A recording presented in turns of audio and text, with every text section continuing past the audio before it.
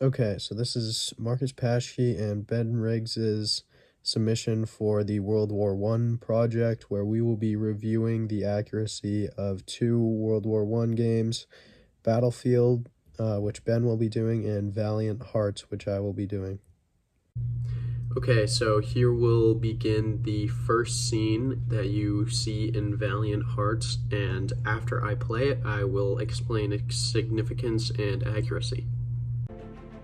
After the assassination of Prince Franz Ferdinand of the Austro-Hungarian Empire, the German Empire declares war on Russia.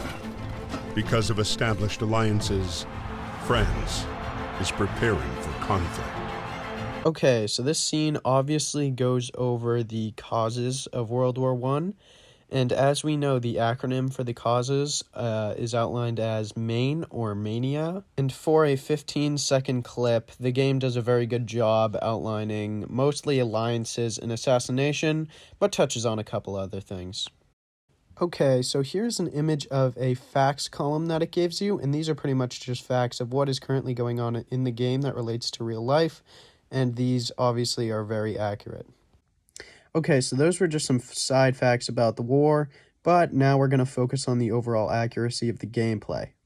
So trenches were what made the war especially dark and especially gruesome, and the game does a good job of portraying just the brutality of it, and they also include little cutscenes like this one explaining trenches, as well as other things. Soldiers holed up amid a vast labyrinth of trenches and tunnels that would become the indelible image of the Great War.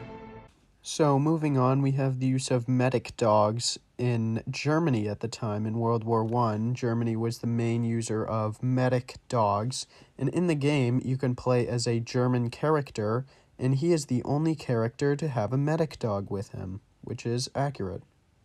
Now here's a clip that will exemplify the accuracy of the weapons and the soldiers' uniforms.